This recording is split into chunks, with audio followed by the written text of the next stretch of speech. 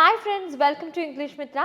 അപ്പോൾ നമ്മൾ ഇന്ന് നോക്കാൻ പോകുന്നത് കുക്കിംഗ് വേർബ്സ് ആണ്. അതായത് കുക്ക് ചെയ്യുന്ന സമയത്ത് നമ്മൾ ഉപയോഗിക്കുന്ന അല്ലെങ്കിൽ നമ്മൾ കേൾക്കുന്ന കുറച്ച് വാക്കുകളുണ്ട് ഇംഗ്ലീഷിൽ. അപ്പോൾ ഇതിൻ്റെ അർത്ഥം എന്തൊക്കെയാണെന്ന് നിങ്ങൾ എപ്പോഴും ചിന്തിച്ചിട്ടുണ്ടായിരിക്കും.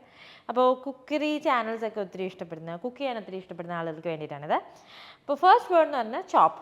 നിങ്ങൾ പലപ്പോഴും കേട്ടിട്ടുണ്ടായിരിക്കും ഫൈൻലി ചോപ്ഡ് ഗാർലിക് എന്നൊക്കെ. എന്ന് വെച്ചാൽ കുരുകുരാന്നരിയുക, കുനുകുനുകുനാന്ന് ചെറിയ ചെറിയ ചെറിയ കഷ്ണങ്ങളായിട്ട് ഭയങ്കര ചെറുതായിട്ട് ഇങ്ങനെ കുരുകുരാന്ന് അരിയുന്നതിനാണ് നമ്മൾ ചോപ്പ് എന്ന് പറയുന്നത്. ഓക്കെ, സോ ഫൈൻലി ചോപ്ഡ് എന്നൊക്കെ പറയുമ്പോൾ finely chopped garlic, finely chopped ginger എന്നൊക്കെ പറയുമ്പോൾ അതിൻ്റെ അർത്ഥം വരുന്നത് കുരുകുരാന്നരിയാന്നാണ്. കുരുകുരാന്നരിഞ്ഞ വെളുത്തുള്ളി, കുരുകുരാന്നരിഞ്ഞ ഇഞ്ചി, ഇതൊക്കെയാണ് അർത്ഥം വരുന്നത്. അടുത്തത് ഡൈസ്. ഡൈസ് എന്ന് പറയുമ്പം ചെറിയ കഷ്ണങ്ങളായിരിക്കും, പക്ഷേ ഫൈനലി ചോപ്ഡ് അല്ല, കുറച്ചൊരു വലുതായിരിക്കും.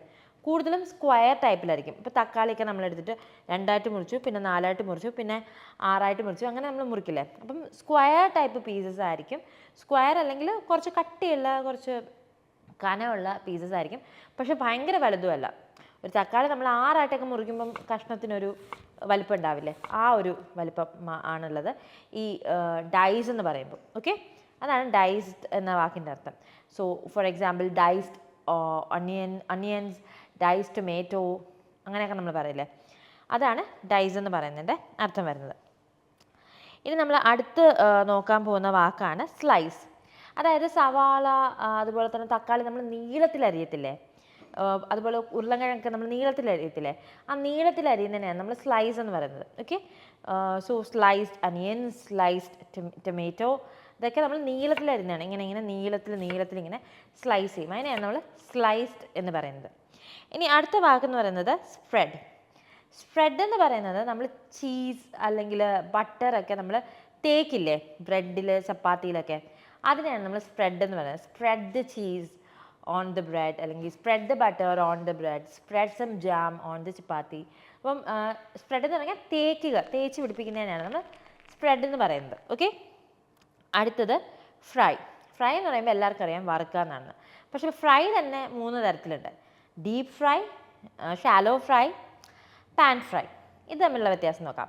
സോ ഡീപ്പ് ഫ്രൈ എന്ന് പറഞ്ഞാൽ എണ്ണയിൽ മുങ്ങിക്കിടക്കുന്ന രീതിയിൽ നമ്മൾ എന്തെങ്കിലും വറുത്തെടുക്കുന്നത്. നമ്മൾ ഫ്രൈഡ് ചിക്കനൊക്കെ ഉണ്ടാക്കുമ്പോൾ എണ്ണയിൽ മുങ്ങിയാണ് കിടക്കുന്നത്. എണ്ണയിൽ ഇങ്ങനെ മുങ്ങിക്കിടക്കും നമ്മുടെ ചിക്കൻ, അതാണ് ഡീപ്പ് ഫ്രൈ. ഷാലോ ഫ്രൈ എന്ന് പറഞ്ഞാൽ എണ്ണയിൽ മുങ്ങിക്കിടക്കില്ല. അതായത് നമ്മൾ എന്താണോ വറുക്കുന്നത് അതിൻ്റെ പകുതി വരെ ഉണ്ടാവുള്ളൂ എണ്ണയുണ്ട്, പക്ഷേ അത്രയ്ക്ക് എണ്ണയില്ല, മുങ്ങിക്കിടക്കുമല്ലോ എണ്ണയിൽ, പകുതി അത്ര അളവിൽ തന്നെ എണ്ണ ഉണ്ടാവും.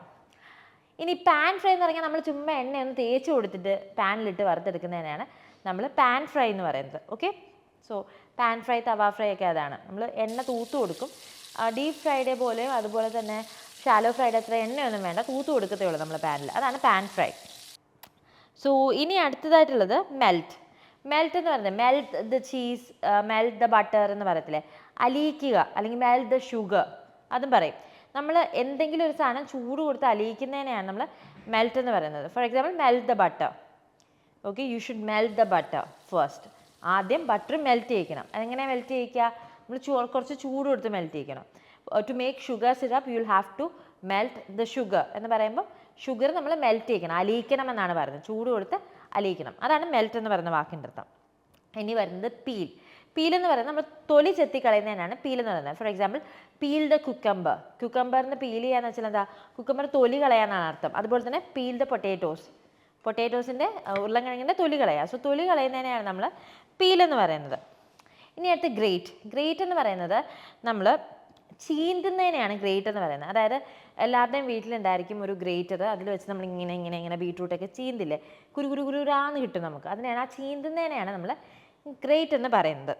ഇനി അടുത്ത് റോൾ ഔട്ട്. അതായത് നമ്മൾ റോളിംഗ് പിന്ന് വെച്ചിട്ട്, റോളിംഗ് പിൻ എന്താണെന്ന് അറിയാം, ചപ്പാത്തി ഉണ്ടാക്കുന്നൊരു സാധനമല്ലേ, എല്ലാവരുടെയും വീട്ടിലുണ്ടായിരിക്കും ചപ്പാത്തി ഉണ്ടാക്കുന്ന. ചില സീരിയലിലും ചില സിനിമകളിലൊക്കെ അമ്മമാരൊക്കെ അത് വെച്ചുകൊണ്ടിരിക്കുന്നതാണ് ചപ്പാത്തി വരുത്തുന്ന കോല്. അപ്പോൾ ഈ ചപ്പാത്തിക്കോല്, ഞങ്ങളുടെ അവിടെയൊക്കെ ചപ്പാത്തിക്കോലെന്ന് പറയുന്നത്, ഈ ചപ്പാത്തിക്കോലിനെയാണ് നമ്മൾ റോളിംഗ് പിൻ എന്ന് പറയുന്നത്. അത് വെച്ച് പരത്തുന്ന എല്ലാത്തിനും നമ്മൾ റോൾ ഔട്ട് എന്നാണ് പറയുന്നത്. ഓക്കെ, സോ ചപ്പാത്തി നമ്മൾ പരത്തുക എന്ന് പറഞ്ഞാൽ റോളിംഗ് ഔട്ട് ചപ്പാത്തീസ്, അങ്ങനെയാണ് പറയുന്നത്. റോൾ ഔട്ട് എന്ന് വെച്ചാൽ പരത്തുക എന്നാണ് അർത്ഥം വരുന്നത്. ഓക്കെ, അതുപോലെ തന്നെ നീഡ്. KNEAD ആണ്. ഇതിൻ്റെ അർത്ഥം കുഴയ്ക്കുക എന്നാണ് വരുന്നത്. ഫോർ എക്സാമ്പിൾ മാവ് കുഴയ്ക്കുക, knead the dough. Okay, knead the dough എന്ന് പറയുമ്പോൾ മാവ് കുഴയ്ക്കുക, നീഡ് ദ ഡോ.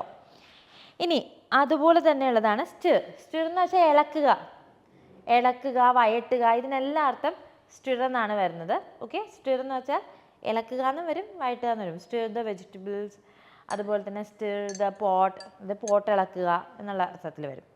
ഇനി അടുത്തത് വരുന്നത് ബേക്കാണ്. കേക്കും അതുപോലെ തന്നെ ബ്രെഡും ഒക്കെ ഉണ്ടാക്കുന്നതിനാണ് നമ്മൾ ബേക്ക് വരുന്നത്.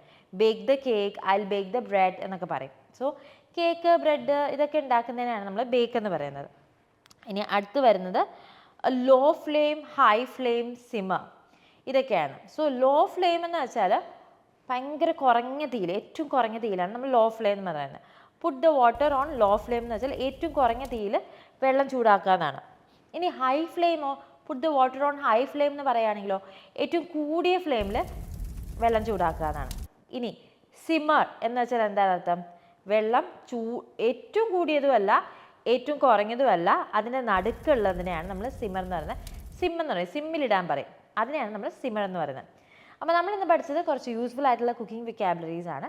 അപ്പം നിങ്ങൾക്ക് ഈ ക്ലാസ് ഇഷ്ടപ്പെട്ടു, ഈ വീഡിയോ ഇഷ്ടപ്പെട്ടെങ്കിൽ ദയവായി ഞങ്ങളുടെ ചാനൽ സബ്സ്ക്രൈബ് ചെയ്യുക. അതുപോലെ തന്നെ നിങ്ങൾക്ക് ഇംഗ്ലീഷ് മിത്രയുടെ സ്പോക്കൺ ഇംഗ്ലീഷ് കോഴ്സിനെ കുറിച്ച് കൂടുതൽ അറിയാൻ താല്പര്യമുണ്ടെങ്കിൽ ഡിസ്ക്രിപ്ഷനിൽ ലിങ്ക് കൊടുത്തിട്ടുണ്ട്, ലിങ്കിൽ ക്ലിക്ക് ചെയ്യുക, കൂടുതൽ ഡീറ്റെയിൽസ് കളക്ട് ചെയ്യുക. കൗൺസിലറിൻ്റെ അടുത്ത് നിങ്ങൾക്ക് കോഴ്സിൻ്റെ കുറിച്ചുള്ള സംശയങ്ങൾ ചോദിച്ച് ക്ലിയർ ചെയ്ത് നിങ്ങൾക്ക് താല്പര്യമുണ്ടെങ്കിൽ മാത്രം, നിങ്ങൾക്ക് ഇഷ്ടപ്പെട്ടെങ്കിൽ മാത്രം അഡ്മിഷൻ എടുക്കുക. അപ്പോൾ മറ്റൊരു ഇൻട്രസ്റ്റിംഗ് ഇൻഫോർമേറ്റീവ് വീഡിയോയിൽ കാണുന്നത് വരെ this is Revathi Krishnan signing off from English Mitra. Thank you and have a great day. Bye. English Mitra WhatsApp വഴി നൈസായി ഇംഗ്ലീഷ് പഠിക്കാം. ഇഷ്ടമുള്ള സമയത്ത് ഏതു പ്രായത്തിലും കട്ട സപ്പോർട്ടുമായി പേഴ്സണൽ ട്രെയിനർ, 1-to-1 ട്രെയിനിങ്. തിരഞ്ഞെടുക്കാൻ ബേസിക്, ഇന്റർമീഡിയറ്റ്, അഡ്വാൻസ്ഡ് എന്നീ ഓപ്ഷനുകൾ. നിങ്ങൾക്കും പഠിക്കേണ്ടേ? ഉടൻ കോൺടാക്ട് ചെയ്തോളൂ ഇംഗ്ലീഷ് മിത്ര.